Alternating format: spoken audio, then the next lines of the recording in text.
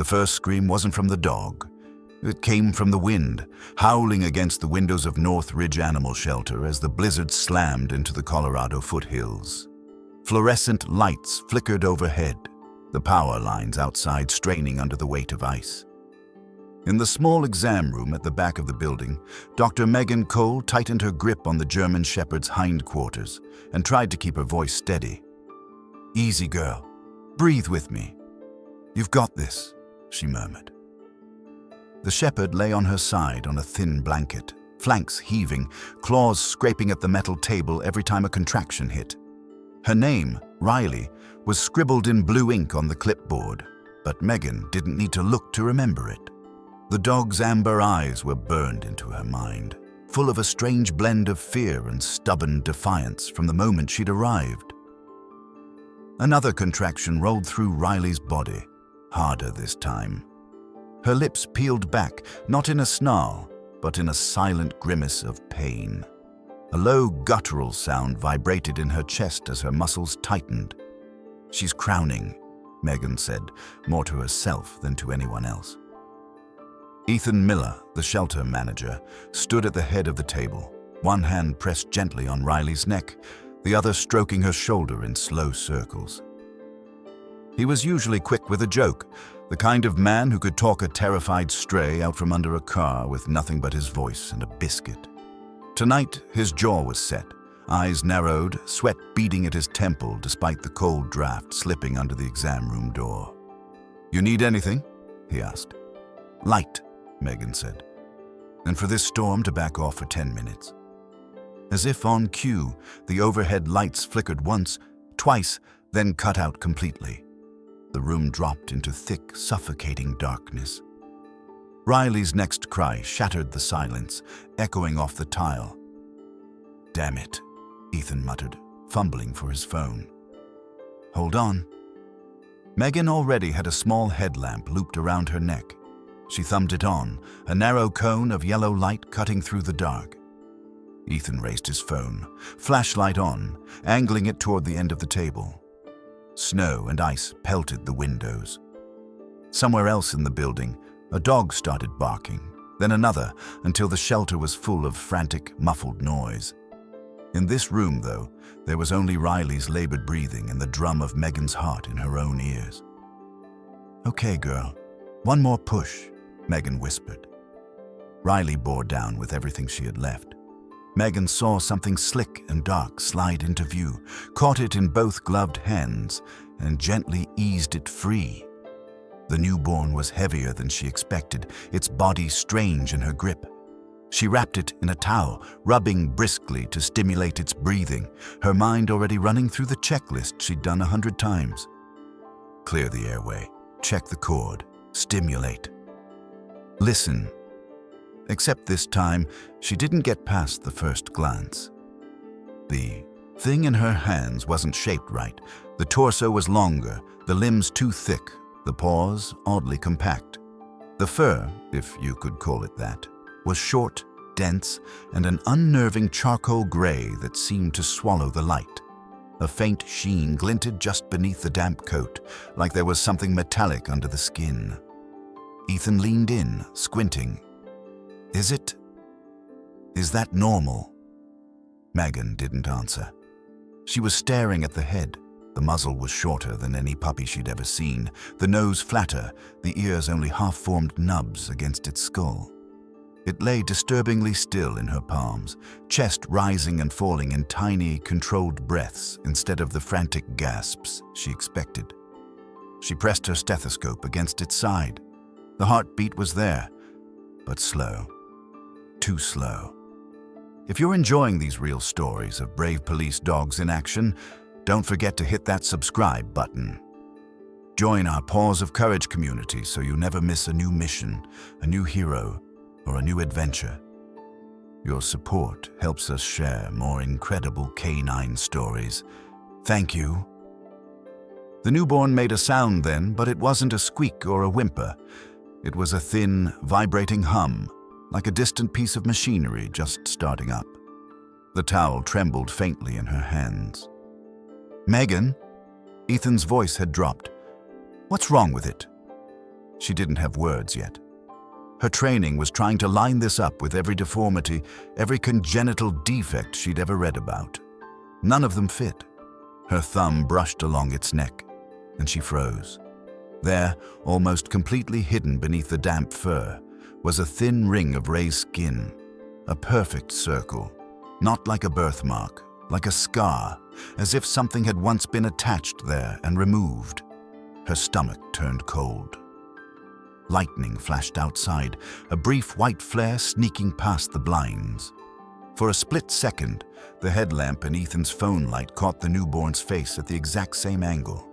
The half-closed eyes fluttered, and under the thin lids, Megan saw a faint, unnatural glow. An eerie pale blue that had no business being in anything just born. The hum in her hands grew just a fraction louder. "Megan," Ethan whispered, "say something." She lifted her eyes to his, her voice barely more than air. "Ethan, this isn't a puppy." The newborn's eyes twitched again, like they were about to open. A week before the blizzard, before the power went out, and before Megan found herself holding something that wasn't a puppy, the highway running north out of Fort Collins had been unusually empty.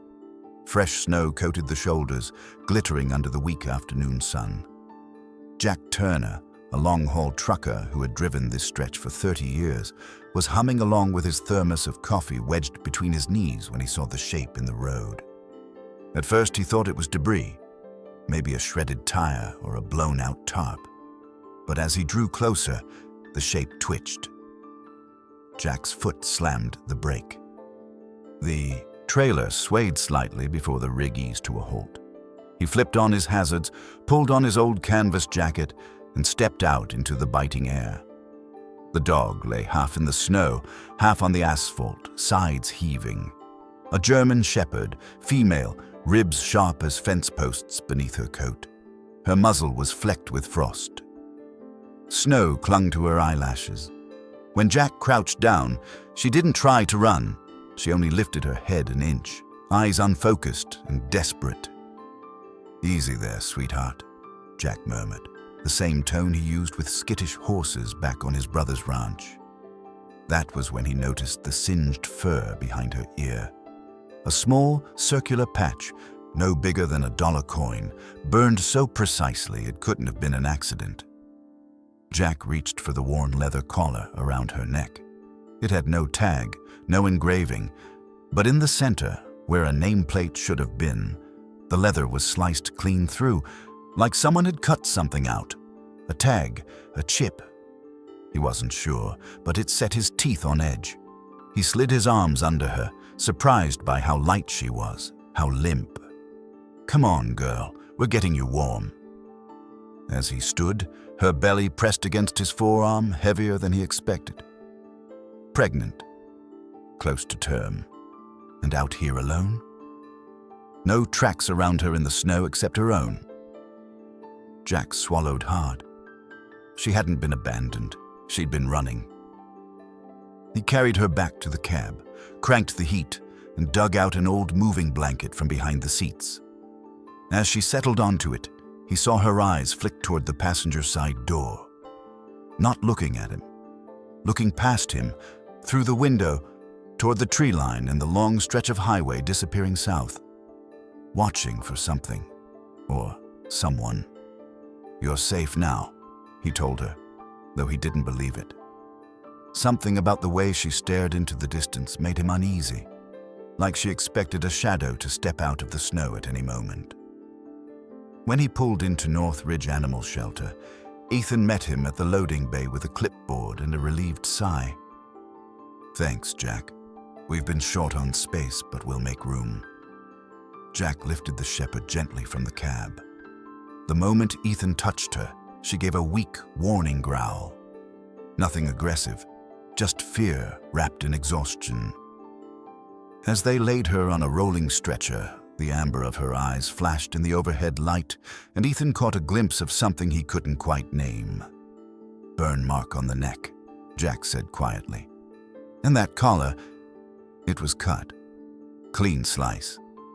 Ethan frowned, brushing the singed patch with a gloved finger. "Strange place for an injury," Looks almost intentional. Yeah, Jack muttered.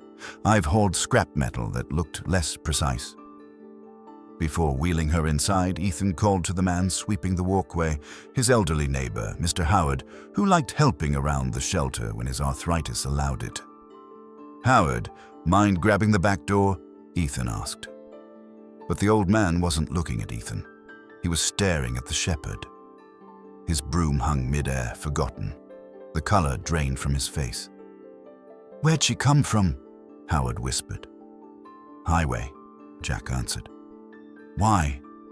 Howard took a shaky step backward. Dogs like that. They don't end up alone by accident. Ethan exchanged a puzzled glance with Jack. What do you mean? But Howard just shook his head, voice brittle. It's starting again. Before either man could question him, he turned and walked away, broom dragging behind him through the snow.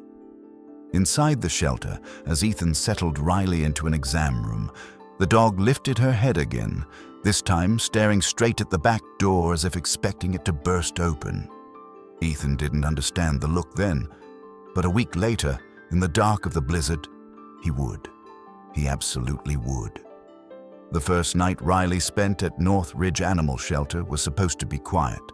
Most dogs, especially the ones rescued from the highway, spent their first hours sleeping, eating, or simply trying to figure out where they were. But Riley didn't do any of those things. Ethan assigned her to room 6, a small holding room near the back hallway where the barking from the main kennels was muted. He laid down a clean blanket, filled a fresh water bowl, and set a dish of soft food beside it. When he stepped back, expecting her to at least sniff around, Riley didn't move. She lay curled on her belly, head up, eyes locked on the far wall, the one with the metal emergency exit door. Not hungry, huh? Ethan said gently. That's okay. Long day. He gave her space, turned off the overhead light, and left the small night lamp glowing in the corner. As the door clicked shut, Riley lifted her head higher, ears tilting toward the exit like she was listening for footsteps only she could hear. Around 7 that evening, Lily Parker arrived. 17, all energy and nerves. Lily had been volunteering at the shelter for 2 years, long enough to know every dog's quirks and every place the old building creaked. She slipped into room 6 with her phone already set to record. Hey, sweetheart, she whispered, kneeling near the door. You're the one they found on Route 14, right? She zoomed in a little. Riley didn't even glance at her. The dog's gaze was fixed so intensely on the back door that Lily turned her phone that direction too, as if she might catch whatever Riley was seeing. Creepy, Lily murmured under her breath. She tried offering a dog treat, waving it lightly. No reaction. Just that steady, unblinking stare. Something in it made Lily shiver, though the room wasn't cold. Well, she sighed, shutting off her camera. You're officially the weirdest dog I've ever met. She stood, but before she could turn away, Riley's body tensed. Her muscles rippled under her fur, not in fear, but in alertness, like a soldier hearing a command, only she recognized. Riley stood, slow and stiff, then walked to the corner where her blanket lay. With deliberate motions, she curled around a single empty patch, pressing her chest over it protectively. Lily frowned. Girl, there's nothing there. But Riley didn't budge. Even when the lights flickered, even when the pipes in the wall made their usual nighttime pops and groans, Riley stayed coiled over that empty space until her breathing steadied into a low, guarded rhythm. Hours later, the shelter was silent except for the faint hum of heating vents. Ethan, making his last rounds, checked the monitors in the office. Room 6's camera feed glowed on the top left screen. He tapped it, squinting. Static danced across the video. Not much, but more than usual. Thin white scratches, like something was interfering with the signal. When he adjusted the gain, the static sharpened. It wasn't the whole picture. just the area around Riley. Wherever she moved, the static followed like a curtain. "That's odd," he muttered. He checked the other rooms. Clear as day. Checked room 6 again. Static.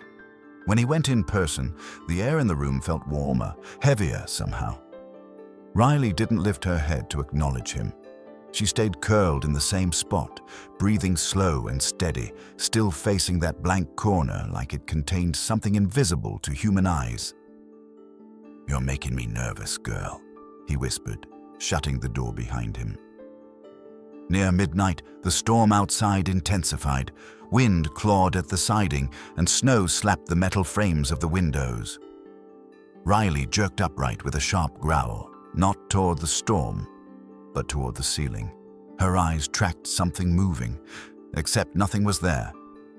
The camera caught it. A flicker, just a shade, a shift in pixelation directly above Riley's head. Lily, who couldn't sleep and was scrolling through shelter camera feeds on her tablet, gasped. She replayed it 3 times. The distortion didn't look like a glitch.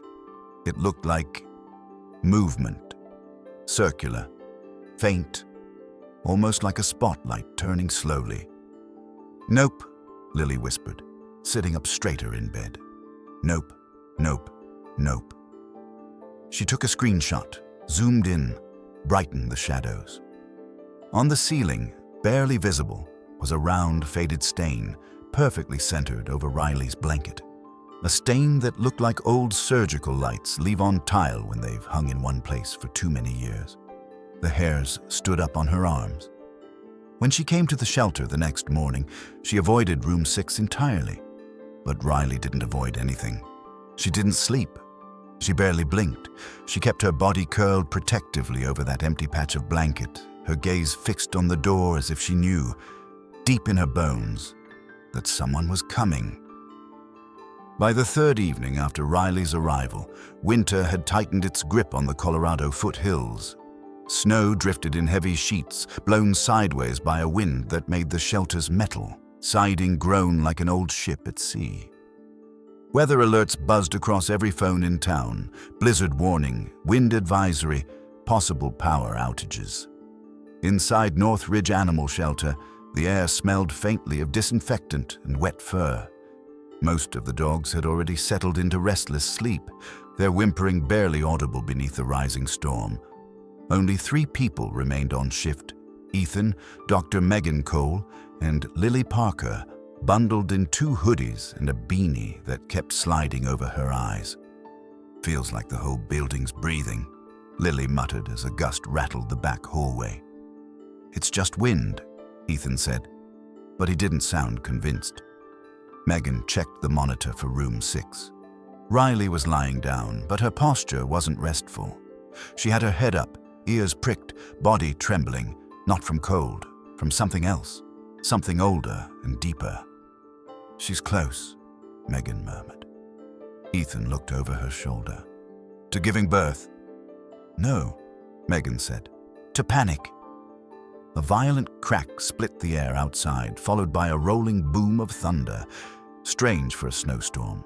The overhead lights flickered once, dimmed, glowed again, then sagged to half power. "That's not good," Ethan said under his breath. Another flicker, then another. "Okay," Megan said quickly. "We should prep her room just in case. If she goes into labor tonight, we can't move her in this weather." Lily grabbed towels and blankets, arms piled high. "She's been acting weird for days. Maybe she's been holding it in until... I don't know. Now." Megan didn't answer. She was too focused, too uneasy. The storm outside wasn't just weather anymore. It felt like a countdown. They pushed through the door to room 6. The moment it opened, Riley snapped her head toward them. Her eyes were wide, pupils blown, her whole body vibrating. The empty patch of blanket she had been guarding was now torn, shredded by hours of anxious digging. "Easy, Riley," Megan whispered. "We're here to help you." But Riley wasn't looking at them. She was listening to the ceiling, the window, the storm, something they couldn't hear. The dogs in the neighboring rooms began barking in frantic, uneven bursts, as if reacting to a frequency that pulsed through the walls. Lily hugged the towels to her chest. Why are the others freaking out? Before anyone could answer, the lights gave one final flicker. Then everything went black. The sudden darkness was total, thick, suffocating. For a heartbeat, the only sound was the wind screaming outside and the rapid thud of footsteps from the kennel wing as dogs panicked. "Everyone stay still," Megan said calmly, though her pulse hammered in her throat. She fumbled for her headlamp, clicked it on, and a thin cone of light cut through the darkness. The beam landed on Riley. The dog was standing now, rigid, her belly contracting in sharp, spasmodic waves. Her claws dug into the blanket, her breath coming out in short bursts. She wasn't crying, not yet, but the sound deep in her throat was a low, primal moan. "She's in labor," Megan said. "It's happening." Ethan lifted his phone, switching on the flashlight. "We need heat, towels, anything." Lily moved fast, laying out more blankets, spreading them across the floor. The storm outside rose to a furious roar, each gust shaking the glass in its frame. The power outage had killed the heating system. The room grew colder by the second. "Stay with her," Megan said. "Talk to her." Ethan knelt near Riley's head. "It's all right, girl. We've got you. You're not alone." Another contraction hit. Hard. Riley's body heaved as if something inside her was fighting its way out. Her tail stiffened, and she let out a broken, rasping sound, half cry, half warning. Megan positioned herself at the rear, gloved hands ready. "Riley, push. You can do this." A deep rumble of thunder rolled across the sky. The whole room vibrated, and then Riley pushed. The headlamp caught something sliding into view. Slick, dark, too long. Megan's stomach dropped. Oh, God! The newborn wasn't shaped like it should be. The light hit its skin, and for an instant, just an instant, it shimmered. Not like fur, like metal under flesh. Lily let out a strangled gasp. Ethan's flashlight shook in his hand. Riley, trembling, curled around her strange offspring, not with fear, but with fierce, instinctive protection. And the storm raged on, as if the sky itself knew something unnatural had just entered the world. For a long moment, no one in room 6 moved.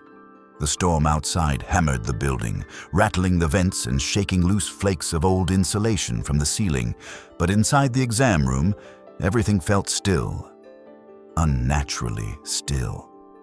Megan held the newborn in her hands, wrapped loosely in a towel, its body heavy and wrong in ways she couldn't put into words. Another contraction rippled through Riley's abdomen, her muscles quivering. She let out a hoarse, guttural whine that echoed off the tile. It wasn't the cry of a dog in pain. It was deeper, instinctive, almost a warning. And then the second newborn slipped into Megan's hands. It looked exactly like the first. Dense, charcoal gray fur, limbs too thick, paws too compact, a flattened muzzle, and that faint metallic sheen beneath the skin, visible only when the headlamp hit it. Just right. "This can't be real," Lily whispered. "They look manufactured." Ethan shot her a sharp look. "They're living, they're breathing. Don't say that." But even he didn't sound convinced. Megan lowered the second newborn next to the first beneath the lamp. The two tiny bodies twitched in perfect unison. Same rhythm, same pause, same faint rise of the chest. It wasn't the random, jerky movement of normal pups. It was coordinated, intentional. A third contraction hit. Harder. Riley whined again, her claws scraping the floor as she pushed.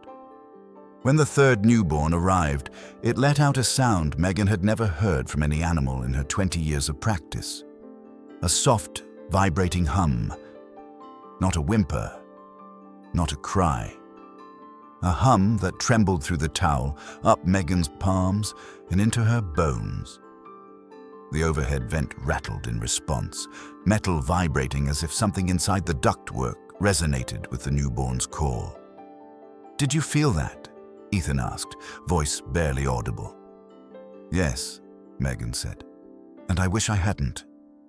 She lifted the third newborn toward the headlamp, squinting at the base of its skull. There, almost invisible, a thin, perfectly circular scar. A ring, just like the one she saw in the first newborn but hadn't quite processed. Scars. Perfect ones. Identical ones. "Megan," Ethan said quietly, "those marks, what do you think they mean?" She swallowed, her mouth dry. "I think someone operated on them before they were born." Lily's breath hitched. "That's not possible. You mean, in the womb?" Lightning flashed violently outside, plunging the room into a flickering, ghostly strobe. In that moment, all three newborns opened their eyes, just for a heartbeat. A soft, unnatural blue glowed beneath their lids, not bright enough to illuminate the room, but enough to punch the air out of Megan's lungs. Then, darkness again, and the hum deepened. Riley suddenly lunged forward, not aggressively, but protectively, curling her body around her offspring. Her head dropped over them, her chest rumbling with a warning growl, teeth bared at Megan and Ethan as if daring them to touch the newborns again. "She's scared," Ethan said. "She thinks we're the threat." "No," Megan corrected softly. "She knows something. She knows these things aren't safe. Not even for themselves." Lily took a shaky step back, her hand flying to her pocket where her phone was hidden. She glanced at the newborns with a look of both horror and awe. Then, almost without thinking, she slid her thumb across the screen. A tiny chime sounded. Recording started. "Lily," Ethan said sharply, "turn that off." But she didn't. Not at first. Her camera captured everything: the shimmering fur, the synchronized breaths, the eerie blue glow beneath their eyelids. Her hand trembled, the video bouncing slightly, but she kept recording. Something about the moment felt too unreal to trust memory alone. Another flash of lightning lit the room, and Lily finally snapped out of it. She hit stop, shoved the phone deep into her hoodie pocket, and stepped back. They don't even move like puppies," she whispered. "What are they?" Before Megan could answer, the newborns made that sound again. The low, harmonic hum that jittered the stainless steel tray on the counter. Riley's ears twitched. She curled closer, snarling at the ceiling as if sensing something the humans couldn't. The wind howled louder. The shelter, lights flickered weakly, but stayed out. Megan looked down at the three strange newborns, then at Riley, trembling and fiercely protective. Her voice was steady, but her hands shook. "These," she whispered, "are not puppies." And outside, somewhere beyond the storm, something else seemed to hear them. By morning, the storm had thinned to a steady fall of fine, powdery snow. The power crews restored electricity just after sunrise, and the shelter lights blinked back on with a soft electric hum. But inside North Ridge Animal Shelter, nobody felt the usual sense of relief that followed a blizzard. Not after what they'd seen in room 6. Megan sat slumped at her desk, reviewing the notes she had scribbled during the chaotic delivery. Her handwriting was uneven, normally neat, but now jagged. Abnormal limb proportions, dense metallic fur, neonatal scars, synchronized respirations. She stared at the page. The words didn't look real. They looked like something from a science fiction novel written by someone who didn't understand veterinary biology. Across the hall, Ethan paced the corridor, rubbing his hands through his hair. "We need to keep this contained," he said for what felt like the 20th time. "No rumors, no panic. We don't know what we're dealing with." Megan nodded, though her stomach churned. Riley's stable. The newborns, as stable as they can be. But whatever they are, they need observation, not hysteria. She didn't say what she really thought. These creatures might be dangerous if they mature. Before she could speak again, Lily burst through the side door, face flushed from the cold. She didn't meet their eyes. "Morning," she mumbled, beanie pulled low. "I brought coffee." She set the cups on the counter too quickly. Ethan frowned. "You okay?" "Yeah, sure, just tired." She waved a hand vaguely. "Long night." But Megan noticed the way Lily kept one hand in her hoodie pocket, the same pocket she'd shoved her phone into during the delivery, the same phone that had captured several seconds of footage of the newborns. "Lily," Megan began carefully, "did you post anything last night?" Lily froze. The hesitation was less than half a second, but it was enough. "No," she said too quickly. "Why would I?" "Because you always post," Ethan replied, soft but firm. "And because last night scared the hell out of all of us." Lily opened her mouth, closed it, then opened it again. "I didn't post the whole thing," she whispered. "Just a clip. A tiny one. You could barely see anything." Ethan's blood ran cold. "How tiny?" Lily swallowed. 7 seconds. Megan set her coffee down so hard the lid popped off. "Please tell me your account is private." "It was," Lily said. "But the clip got shared. A lot." Ethan pulled out his phone, thumbs tapping rapidly. Within seconds, he found it. The video had racked up over 14,000 views, overnight. Far more than the quiet little mountain town usually generated. The footage was grainy but unmistakable. A trembling gray newborn under a heat lamp, its skin shimmering oddly. And at the very end, just as the clip cut, a faint blue glow behind its eyelids. The comments were full of questions. "What is that? That's not a dog. This looks like those experiments from Aurora Labs. Anyone else getting weird vibes?" Ethan's heart dropped. "We have to take it down." "I tried," Lily said. "Someone reposted it before I deleted the original." Megan pinched the bridge of her nose. "Lily, this isn't just irresponsible.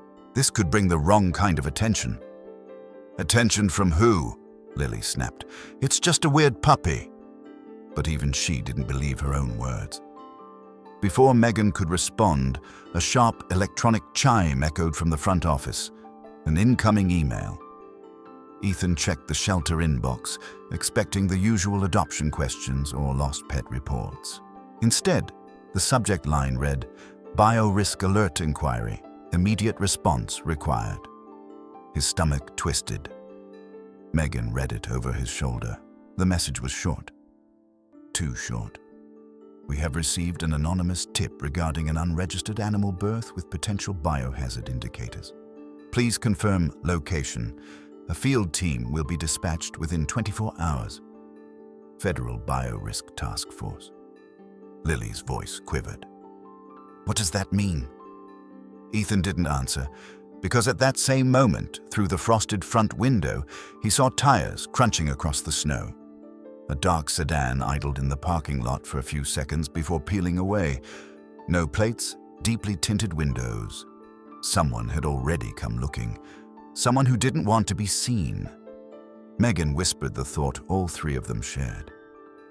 They know.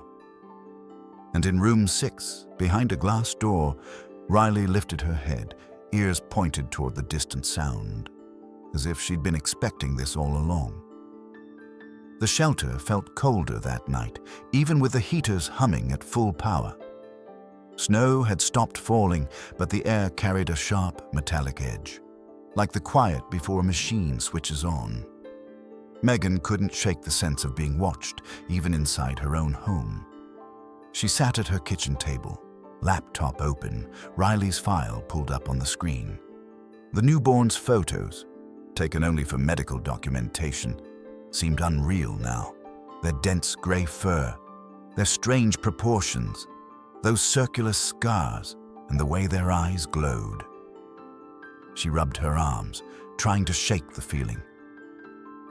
"There has to be an explanation," she whispered. But she didn't believe it.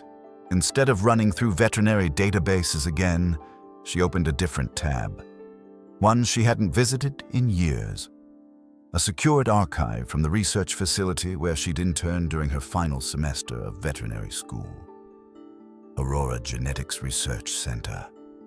She typed slowly, fingers trembling, A9RL. The screen paused, loaded, then blinked. A list of classified files appeared. Old, fragmented, many marked terminated or sealed by federal directive. She scrolled until she found the project designation she had only heard whispered about back then. Project Aurora 9. Cross-species immunoenhancement and resilience. Trials. Her stomach dropped. She clicked the first document. A grainy photograph filled the screen. A row of German shepherds in metal kennels, each with a shaved patch behind the ear, exactly where Riley's burn mark was. The dog's eyes reflected the camera flash in an unnatural bluish tint. Beneath the image, subjects A9A through A9G. Experimental, Phase 3. Megan clicked through the photos, one by one. Dogs with dull coats, dogs with surgical scars along their necks, dogs with posture too rigid, too alert. Then she reached the last image. A German shepherd, female. Lean, strong, with deep amber eyes. The same eyes she had stared into days ago while coaxing Riley to drink water. Label. Subject A9RL. Riley, Megan whispered. Her breath caught when she scrolled down. A note, hidden in a subfolder, time-stamped the week the project had been shut down. If subject A9RL reaches reproductive maturity, notify immediately. Level 4 hazard potential. Megan shut the laptop as if burned. No, she's just a dog. She's a mother. But the newborns, they were the proof that Riley wasn't just any mother. A sharp knocking startled her. Too loud, too sudden. She froze, then approached the door cautiously. Ethan stood outside, bundled in his coat, breath fogging in the cold. His face was pale. "You got the same email I did, right?" he asked. She nodded. He held up his phone. "Megan, look at this." On the screen was a paused video, a repost of Lily's clip, but this version had been slowed down, enhanced, and overlaid with someone's comment. "This looks just like the Aurora 9 prototypes. They weren't supposed to survive the fire." Megan felt her heartbeat thud in her throat. "Where did you find this?" "Online forums. Some kind of biotech conspiracy board." Ethan swallowed hard. People know more than they should. She hesitated. Then she opened her laptop and turned it toward him, pulling up the Aurora 9 file. Ethan stared at the photo of Riley. Cleaner, younger, but unmistakable. "Jesus, Megan, that's her." "She escaped," Megan whispered, "when that lab fire happened 8 years ago. She must have gotten out." "And survived all this time?" Ethan shook his head. "How?" "That's what they were trying to engineer," she said quietly. "Resilience, intelligence, disease, resistance." She looked at the newborn pictures. And now she's passed those traits on. Ethan rubbed his face. "So the government isn't coming because the puppies look weird. They're coming because they know exactly what they are." Megan closed the laptop. "We have to protect them, Ethan." He exhaled slowly. "From the government? From whoever sent that tip? From whatever Aurora 9 was trying to make?" He shook his head. "We don't even know what they're capable of." A noise outside the window made them both jump. A car engine revving briefly, headlights sweeping across the snow before disappearing. "Megan," Ethan said softly. "Someone's watching the shelter, maybe watching us." She felt a chill run up her spine. In the shelter, Riley lifted her head at that exact moment, sensing something neither Ethan nor Megan could hear. She curled tighter around her strange newborns, eyes reflecting a dim blue shimmer in the glow of the night lamp. The same blue shimmer that once shone in the cages of Aurora 9. The next morning dawned gray and silent. the kind of winter stillness that made every sound feel amplified. Ethan arrived at the shelter before sunrise, breath steaming in the icy air. He pushed open the lobby door, expecting the usual quiet hum of animals waking. Instead, he froze. 3 black SUVs sat in a perfect line across the parking lot. Engines idling, windows tinted so dark they looked like slabs of obsidian. No markings, no plates, no attempt at subtlety. "Damn it," Ethan whispered. The front doors of the vehicles opened simultaneously. 4 men stepped out, thick winter coats, tactical boots, clipped steps. Leading them was a tall, sharp-faced man with storm-gray eyes and a badge clipped to his jacket. Agent Daniel Cross, Federal Bio-Risk Task Force. Ethan recognized the insignia instantly. He swallowed, forcing his voice steady. "Shelter's closed right now. Storm protocol." Cross didn't even blink. "We're not here for adoptions, Mr. Miller." Before Ethan could respond, Megan rushed in from the back hallway, wiping her hands on a towel. She stopped dead at the sight of the men filing into the lobby. "Dr. Cole," Cross said, as if greeting an old colleague. "We received your location confirmation." "I never sent confirmation," Megan said. Cross smiled. "Anonymous tips provide all the confirmation we need." Behind him, 2 technicians unpacked equipment, handheld scanners with pulsing LEDs, small insulated cases, and a tablet displaying a map of the shelter layout. Ethan stepped between them and the hallway. "No one is entering the medical wing without permission." "And you are?" Cross asked, though he clearly already knew. "Shelter manager." Cross's smile thinned. "Then manage." "Stand aside." The technicians moved forward. Ethan didn't. Megan touched his arm, subtle but firm. "Let them scan," she whispered. "Just don't let them take anything." Cross overheard. "We're not here to confiscate. Not yet. We simply need to assess the potential biohazard." He nodded toward the hallway. "Room 6, correct?" Lily, just arriving through the back door with her backpack slung over one shoulder, froze when she saw the agents. Her phone buzzed. Notification after notification from the video she had thought was long gone. Cross noticed her immediately. "You're the one who recorded the footage." Lily's face drained. I deleted it." "But not before thousands of others copied it," Cross said evenly. "The internet has a remarkable memory." He walked past her, down the hall toward room 6. Riley sensed them coming long before the group reached her door. The shepherd stood stiffly, tail low, hackles raised. Her newborns huddled beneath her belly, breath rising and falling in eerie synchronization. When the first technician lifted the scanner, Riley growled, a low vibrating sound that rattled the metal water dish. The scanner beeped. Once. Twice. Then emitted a sustained, high-pitched tone. "Confirmed anomalous genetic signal," the technician said, checking the tablet. "Matches archived Aurora data."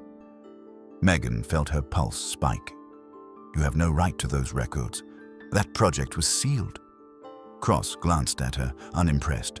When a classified experiment resurfaces, everything becomes unsealed. He nodded to his team. "Prepare containment."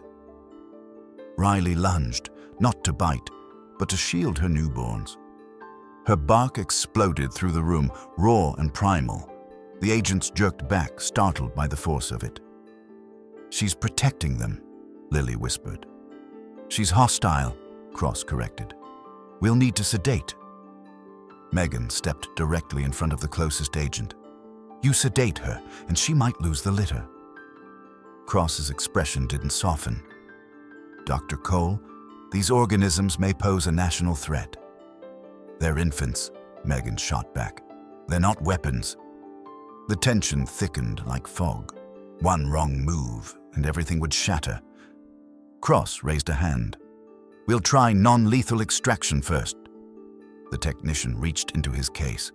Riley growled again, louder, sharper. The newborns responded with a faint hum, the same metallic vibration as the night they were born. The scanner in the technician's hand trembled violently. "What the?" A second hum answered, coming from deeper in the building. Room 6 wasn't the only place resonating. Something inside the shelter walls was reacting. Cross snapped, "Now! Secure them!"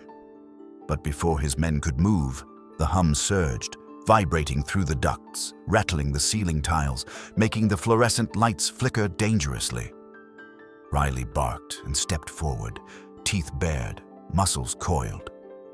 The agents hesitated, and that hesitation was enough.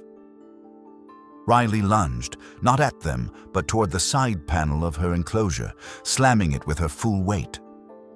Metal screeched. The panel buckled. "She's trying to escape," Lily cried. Cross pointed. "Do not let that dog leave this building." But Riley's eyes burned with terrified intelligence. She wasn't escaping. She was fleeing, and she already knew who the real danger was. The moment Riley slammed her weight into the enclosure panel, the entire room jolted.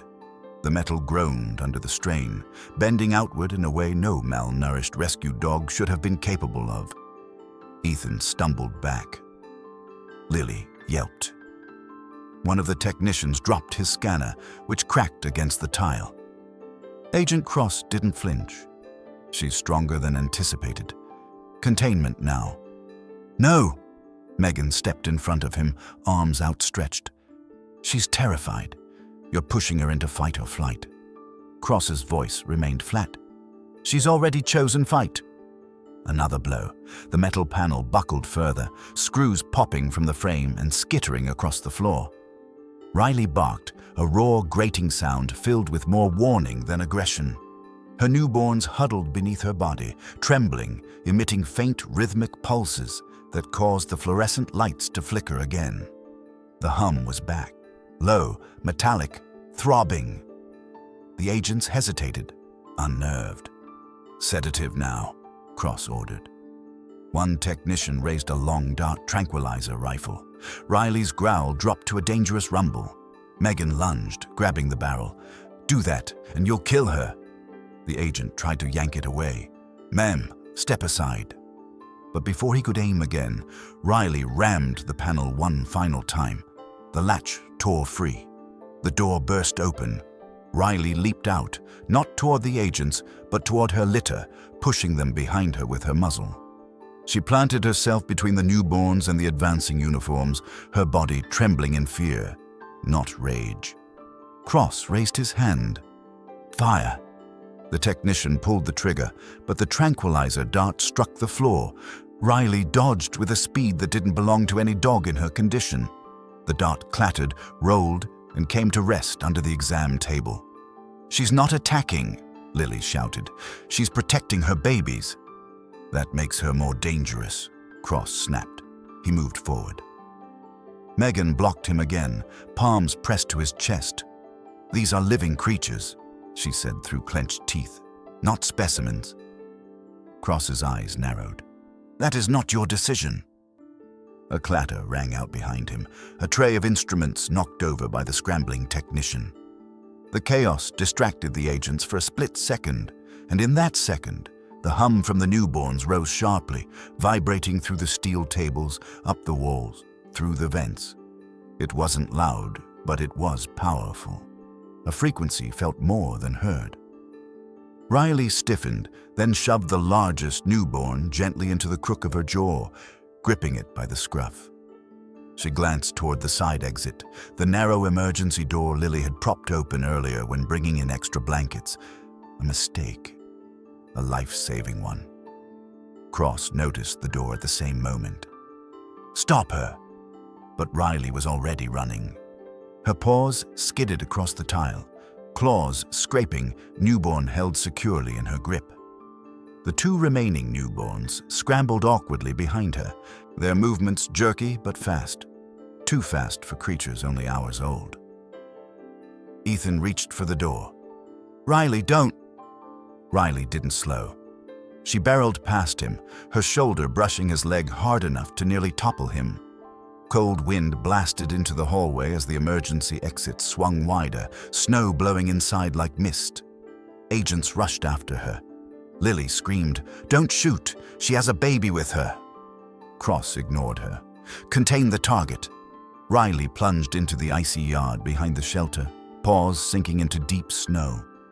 The newborn in her jaws whimpered, a strange, glitching-sounding cry, and Riley nudged it closer to her chest as she ran. Ethan and Megan burst through the doorway seconds later.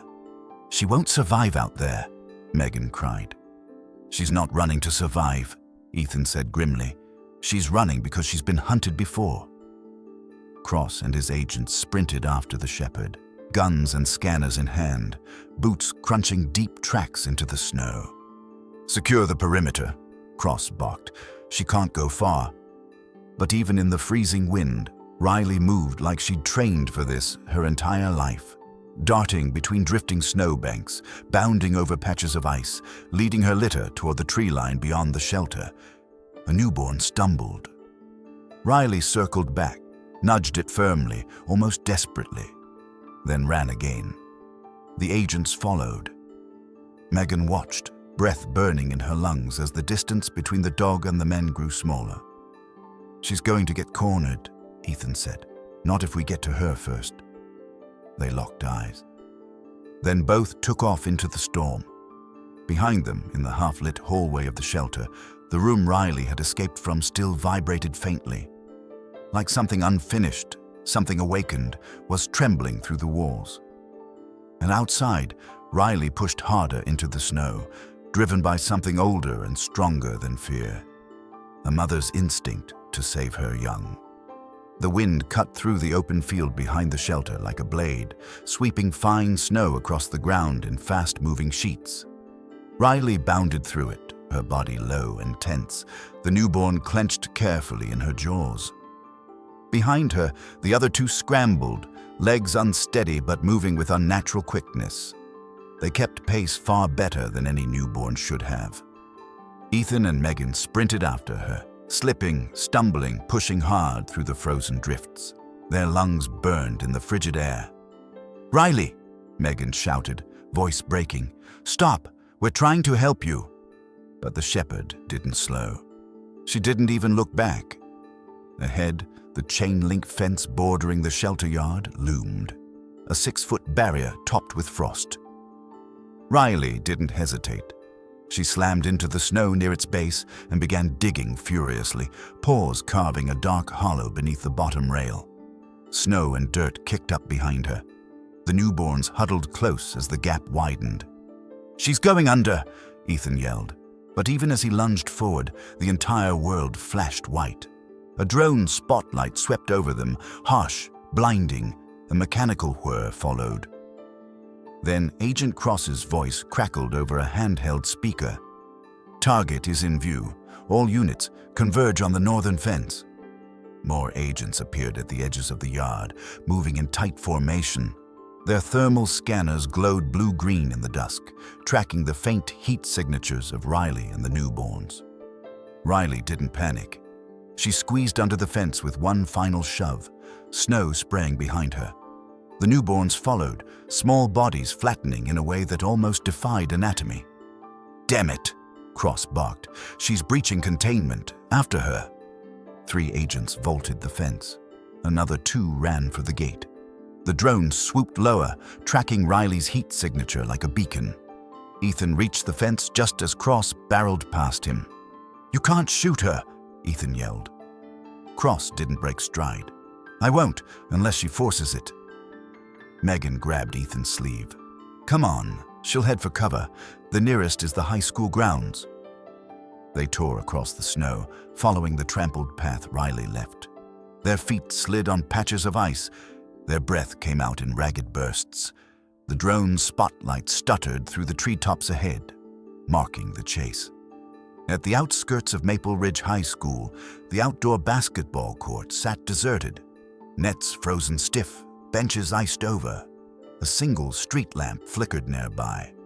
On the court, 13-year-old Tyler Grant was practicing free throws, his breath puffing in rhythmic clouds. His parents both worked late shifts. Basketball was how he passed the lonely evenings. When he heard the first crunch of snow behind him, he turned expecting a stray dog. Instead, he saw Riley, soaked, shaking, eyes wild, bounding toward him. Tyler froze mid-dribble. The newborn in her jaws whimpered, letting out a faint, buzzing cry that made the basketball vibrate slightly against Tyler's palm. Riley skidded to a stop right in front of him, body trembling with exhaustion and fear. Her amber eyes locked onto his, pleading, desperate. "They won't hurt you," Tyler whispered, instinctively kneeling. "It's okay, girl." But Riley wasn't looking for comfort. She was looking for escape. Behind her, agents burst into the courtyard, boots pounding, scanners flashing. The drone hovered overhead, casting harsh shadows across the snow. "Step away from the animal," Cross barked. Tyler flinched, holding his hands up. "She didn't do anything." Riley spun, placing herself between Tyler and the advancing men. She lowered her head and growled, a low, guttural warning that reverberated in the cold air. Her legs trembled, but she didn't back down. Cross raised his tranquilizer rifle. "Don't make this harder, girl." "Agent Cross, stand down," Megan shouted as she and Ethan burst into the clearing. "She's terrified. If you push her, you'll cause real harm to her and the pups." Cross didn't lower his weapon. Tyler stepped in front of Riley. "Oh no," Ethan breathed. The boy spread his arms wide. "You can't shoot her. She has babies." "Kid, move," Cross snapped. "I won't."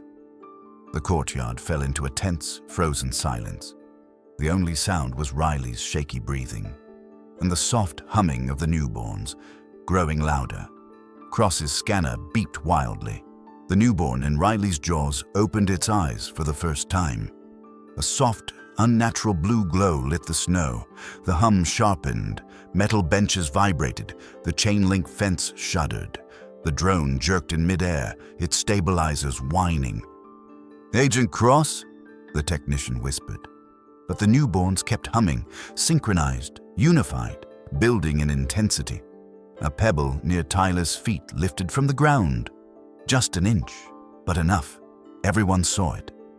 Cross's eyes widened. What in God's name? So Riley didn't wait. With her last reserve of strength, she bolted past Tyler, newborns scrambling behind her, disappearing into the wooded trail beyond the school. By the time Cross regained control of the shaken agents, the forest had swallowed her whole. Megan exhaled shakily. "She's heading for the national forest," she whispered. "And we'll find her," Cross said, voice icy. "Whatever those things are, they're not going to disappear." But as he turned away, Megan saw something he didn't, a thin trail of blood in the snow. Riley's, leading into the trees, fading fast, like a warning or a countdown. The forest swallowed Riley quickly, so quickly that by the time Agent Cross's men reached the trail entrance, there was no movement left except the drifting snow. The agents split into search teams, fanning out with thermal scanners and headlamps slicing through the trees. Radios crackled with clipped, urgent commands. But Megan and Ethan were not with them. They had slipped away from the courtyard chaos and taken the narrow maintenance path behind the school, the one that cut straight into Pine Hollow National Forest. They knew Riley wouldn't run blindly.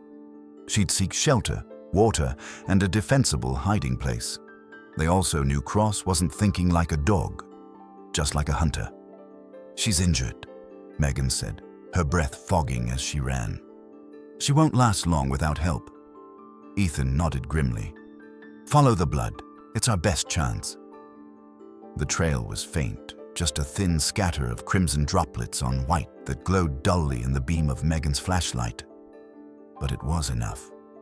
They continued deeper into the woods, where the snow muffled every sound, and the world narrowed to the crunch of their boots and the thump of their racing hearts. Minutes stretched into an hour. The forest grew darker, denser. The wind hissed through the pines like whispers, and every few hundred yards, Megan paused to kneel over the snow. "She's slowing down," Megan murmured. "The drops are getting closer together." Ethan looked out into the stark blackness between the trees. "Or she's hiding." A sudden rustle of branches snapped both their heads to the right. Megan shined her light, but saw only a deer bounding away, spooked by the movement behind them. It reminded her how vulnerable they were out here, not just to the cold, but to whatever shadows were moving among the trees, and they were moving. Because several times, both Megan and Ethan heard it. Footsteps not belonging to them, not heavy like the agent's boots, not quick like an animal, soft, measured, purposeful. "Someone else is out here," Ethan whispered. "Cross's men?" "No," Ethan said quietly. "Whoever it is, they're not using lights." Megan felt a chill creep under her coat. They continued until the blood trail veered sharply downhill toward a frozen creek. Megan's flashlight reflected off something caught in the roots of a fallen oak. A paw print, large. Riley's, and beside it, 3 smaller prints, each oddly shaped, the toes too short, angled strangely. The newborns had made it this far. "Over here," Ethan called softly. He stood near a break in the creek's icy surface, just a thin sheet of fractured glass, as if something had knelt or collapsed there. Megan moved quickly, scanning the fallen log nearby, the hollow underneath. And then she saw her. Riley, curled tightly beneath the gnarled roots, body trembling, fur matted with snow and blood. Her breaths were shallow, uneven. One of the newborns lay motionless at her side, its gray body stiff in the freezing air. The other 2 pressed against her belly, whimpering faintly, their synchronized breathing now broken and irregular. "Oh, Riley," Megan whispered, sliding down the embankment. Riley lifted her head weakly. Her amber eyes met Megan's, and in them wasn't fear. Not anymore. Just exhaustion, and something Megan had never seen so clearly before in an animal. Trust. "It's okay," Megan murmured, kneeling beside her. "We're here now. You're safe." Riley nudged the lifeless newborn gently with her nose, letting out a sound so soft, so full of grief, it tightened Megan's throat. Ethan crouched beside her, removing his coat and draping it over the surviving pups. "We have to move her," he said. "And soon. She won't make it another hour." Megan reached into her bag, pulling out a small emergency syringe. "I can stabilize her, but not with Cross's men around. They'll take her the moment they find us." Ethan's jaw clenched. "Then we make sure they don't." As Megan injected the stabilizing fluid, a crackle of static drifted through the trees. Not from their radios. From someone else's. A flashlight beam swept across the creek bed. Far, but closing in. "Agents," Ethan whispered. Megan scooped up the 2 living newborns, wrapping them securely in a coat. "Riley can walk with help. Come on, girl, up." With a low whine, Riley pushed herself to her feet, swaying, legs trembling, but she stood. Together, they lifted her from the hollow. Snow fell softly on the small, still form left behind. For a moment, Megan hesitated, wanting to take all of them, but there was no time. Branches snapped on the ridge. Voices grew louder. "Move," Ethan urged. They guided Riley toward a narrow cut in the rocks, out of sight, just as Cross's searchlights swept the frozen creek. Megan looked back once, heart breaking at the sight of the tiny gray body beneath the oak. Then she turned away, pressing forward into the shadows of the forest, where only the sound of Riley's shaky breathing guided their steps. They weren't just rescuing a dog anymore. They were running out of time to save whatever she had brought into the world. The storm clouds thickened again as Megan, Ethan, and Riley pushed deeper into the woods, following a narrow ridge that kept them hidden from the agents patrolling below. The wind had picked up, slicing against their faces, carrying with it the distant rumble of engines and the crunch of boots moving systematically through the national forest. Every sound felt sharper now, every broken twig, every breath of wind, a reminder that time was closing in on them. Riley stumbled, and Ethan caught her before she collapsed. "She's burning up," he murmured, pressing a hand to her side. "The infection's getting worse." Megan pulled the newborns closer to her chest, shielding them beneath her coat. Their strange warmth radiated through the fabric, almost unnaturally strong for creatures so small. Their synchronized breathing, once rhythmic and soft, was now erratic, disrupted by the cold and the chaos. "We need a place to shelter," Megan said. "Just for a little while. She can't go much farther." "There's an old ranger post about half a mile west," Ethan said. "Abandoned for years, but it'll have a roof." They moved as fast as Riley could manage, slow, uneven steps across the ridge, until the silhouette of the small wooden cabin appeared through the blowing snow. Its windows were shattered, the roof sagging under decades of storms, but it was shelter. Inside, the air was stale and cold, but the walls still held. Ethan blocked the broken window with a loose plank, while Megan laid Riley on a pile of old canvas tarps. The dog sagged into them with a weary groan, her breath rattling in her chest. "We may have minutes before Cross sweeps this area," Ethan warned. "If he finds that tunnel behind the school, he'll know exactly where we went." Megan gently set the newborns beside Riley. The pup's faint cries immediately caught Riley's attention, and she lifted her head, nudging them weakly as if counting them, making sure they were still alive, still hers. "Hang on, girl," Megan whispered, stroking Riley's neck. "We're not letting anyone take you." A sudden thud rattled the cabin door. Megan and Ethan froze. Another knock, gentler this time. "Megan," a voice whispered urgently. "Open up, please." Ethan's eyes widened. "Is that Luke?" Megan hurried to the door and cracked it open.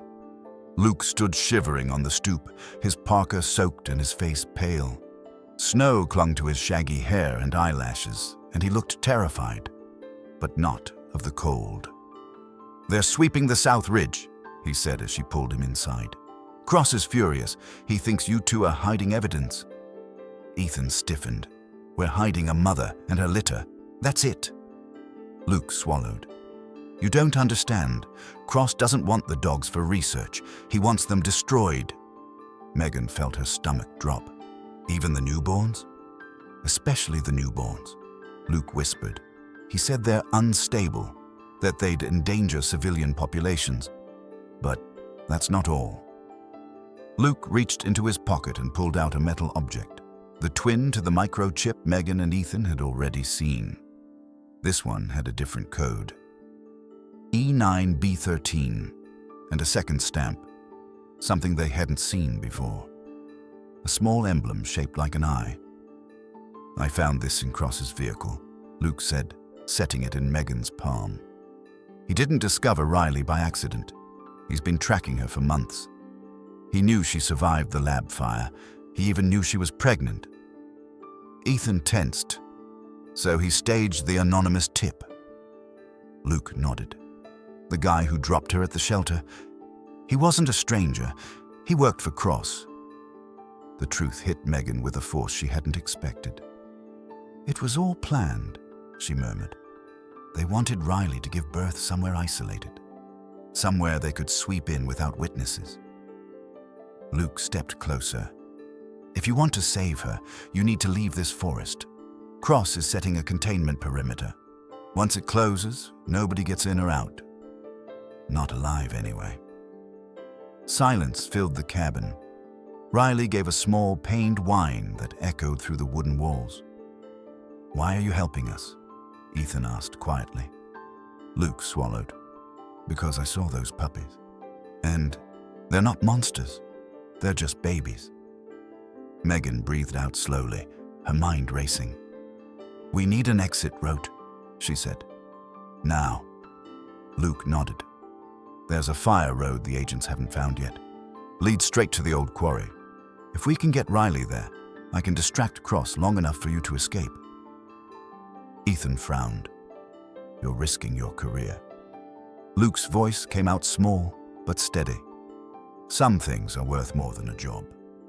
Before anyone could respond, distant voices echoed through the forest.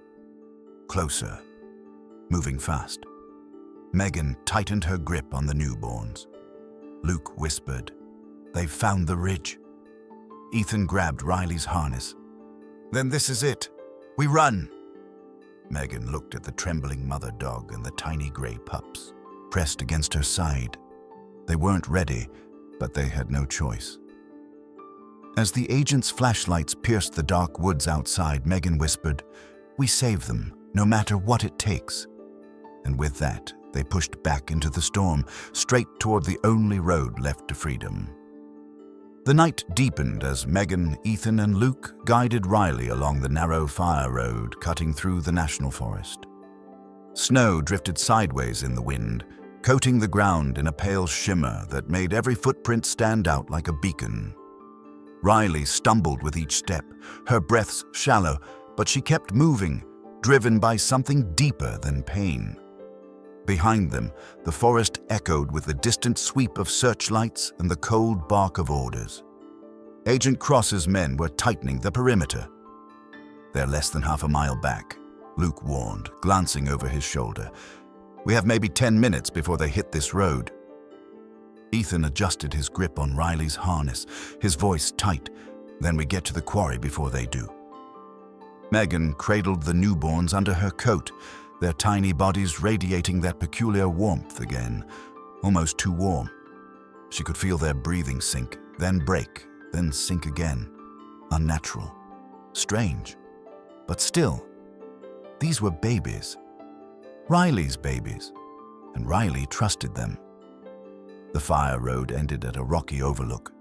Below, the abandoned Blackwater quarry stretched like a giant crater. Steep walls, rusted machinery, and the skeletal frames of old conveyor belts reaching toward the sky. A narrow maintenance tunnel cut into the far wall, Luke's escape route. "That tunnel leads to the service road," Luke said. "If we make it through, you'll come out near Route 17. From there, you can get Riley to a real clinic." But just as he finished, a harsh flood of white light swept across the ridge behind them. Megan's heart dropped. Agents, dozens. Their beams sliced through the trees, and the crackle of radios struck the air. "Cross found us," Ethan said. "No," Luke whispered. He was already waiting. A voice boomed across the quarry, amplified by a megaphone and the cold emptiness of stone. "Megan, Ethan, step away from the animal." Agent Cross appeared atop the ridge, flanked by his men. His parka whipped in the wind, and the faint glow of his tactical visor reflected off the snow. "You've done enough damage," he called out. "Hand over the specimens, now." Megan stepped forward, her voice trembling but loud. "They're living beings, not specimens." Cross's tone sharpened. "Those creatures are unstable hybrids. They pose a biological threat. If you care about public safety, you will step away." Luke stood beside Megan, shaking his head. "Don't listen to him. He wants them destroyed." Cross's voice dropped, cold and sharp. "Luke, step aside. I'm ordering you." "I won't," Luke said, surprising even himself. Cross exhaled, then nodded to his men. In one synchronized motion, rifles lifted. Their lasers formed a web of red dots across Riley's body. Riley let out a shaky growl, weak but defiant. "We can't win a firefight," Ethan murmured. "We don't have to," Megan said. "We just need time." She knelt beside Riley, pulling the pups from her coat and placing them gently on the ground. "Riley, listen to me. You have to trust us one more time." Riley looked up at her, his eyes glassy, exhausted, but filled with that same fierce maternal will. Then something unexpected happened. The newborns opened their eyes. All three sets glowed faintly, not bright, not threatening, just luminous. The air shifted, almost humming as the pups pressed themselves against Riley. Their warmth intensified, their breathing synchronized again, and suddenly, Riley stood straighter. stronger, as if their presence fueled her. Cross stiffened. Contain them now. His men moved, but Riley moved first. With a low, powerful bark that echoed off the quarry walls, she leapt forward, not attacking, but shielding Megan and Ethan with her body. A shock wave of sound rippled outward, startling the agents and sending several stumbling backward on the icy ridge. Luke grabbed Megan's arm. "This is our chance. Go!" They rushed toward the maintenance tunnel, Ethan half carrying Riley as the pups clung to her fur. Cross shouted behind them, "Stop them, now!" Gunshots cracked through the night. Rocks splintered around them. A bullet grazed Megan's sleeve. Ethan shoved her forward. "Go, go, go!" They reached the tunnel entrance just as a blinding spotlight pinned them in place. Cross himself had descended the ridge and now aimed his weapon directly at Riley, his finger tightening on the trigger. This ends now. For a heartbeat, everything froze. The snow, the wind, Riley's labored breathing, Megan's pounding heart. Then, one of the newborns stepped forward, its tiny chest rising, its eyes glowed brighter, and the air around it began to vibrate. Ethan whispered, "What is it doing?" Luke stepped back in awe. "Saving its mother." A low frequency pulsed from the pup, a deep, resonant hum that shook the metal beams of the quarry and sent Cross staggering. The agents behind him clutched their helmets, disoriented. "Move!" Megan shouted. They plunged into the tunnel, Riley stumbling after them, the newborn scrambling close. Behind them, Cross's furious voice echoed into the darkness. "Don't let them escape!" But the tunnel swallowed his orders, and the forest above rumbled as the strange hum continued to reverberate. For the first time since the rescue began, Riley and her litter had the advantage. The tunnel swallowed their footsteps in a long echo, the darkness broken only by the narrow beam of Ethan's flashlight. The walls were tight, uneven, and dripping with cold runoff from the quarry above. Riley limped beside Megan, her breathing ragged but steadier than before. Whatever the newborns had done, it had given her just enough strength to move. Behind them, shouts rose at the tunnel entrance. Cross's men had regrouped. "They're coming in," Luke warned, glancing back. "Keep moving," Ethan urged. "The exit should be close." The newborns padded along the tunnel floor, their faint glow guiding them like tiny lanterns. The air hummed gently around them, softer now, more controlled. Not weaponized like before, but protective, focused. Megan cradled one pup in her arms, feeling its heartbeat. Slow, powerful, steady. Not like a normal puppy at all. Yet when it looked up at her, its eyes weren't threatening. They were innocent. "They're not monsters," Megan whispered. "They just never had a chance." A sudden blast from behind them shook the tunnel. Dust rained from the ceiling. "That's a breaching charge!" Ethan shouted. "Cross isn't waiting for backup. He's coming straight through."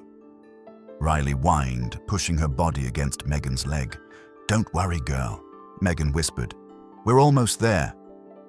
And then, a sliver of daylight appeared ahead, pale and muted through the snowstorm. The tunnel opened into a narrow ravine, sheltered by two giant slabs of rock.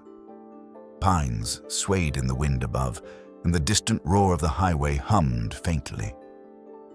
"This is it," Luke said, "the service road's just beyond the ridge."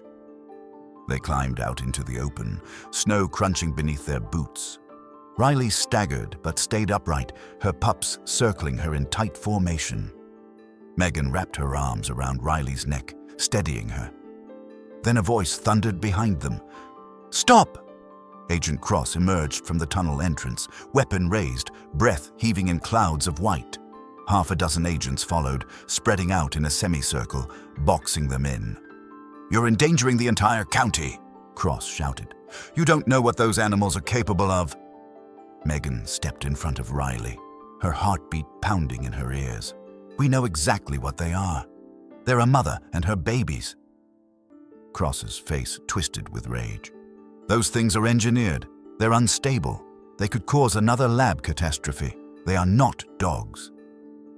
Maybe not in your reports, Megan said quietly. But Riley risked everything to keep them alive. That's more humanity than you've shown tonight. Cross didn't hesitate. He clicked off the safety. Riley's ears flattened, but she didn't retreat. She placed herself between Cross and her pups, teeth bared, legs shaking but unbroken. "Megan, move aside," Cross barked. "No," she said, steady, certain. Cross inhaled sharply and squeezed the trigger, but the bullet never reached them. The newborn standing beside Riley lifted its head, its eyes ignited into a bright, impossible glow. A sound, deep, harmonic, resonant, burst from its tiny chest. The snow at their feet rippled, the air vibrated. The agents staggered backward, clutching their helmets as their radios screeched with static. Cross fell to one knee, weapon dropping from his hands. What is that?" he gasped. The vibrations didn't attack. They pushed. A single controlled wave radiated outward, forcing the agents back, but leaving Megan, Ethan, and Riley untouched. Riley straightened, as if drawing strength from the newborn's strange energy. She gave one low bark, not fierce, not violent, but commanding. A warning, a line drawn. Cross stared at them, eyes wide with disbelief. "You can't protect them forever," he rasped. "Maybe not forever," Megan said. "But today? Yes." Ethan helped Riley forward, guiding her up the ridge. Luke backed toward them slowly, keeping his eyes on the disoriented agents. "Road's clear," he said. "Let's go." They crossed the ridge just as the last echoes of the harmonic hum faded.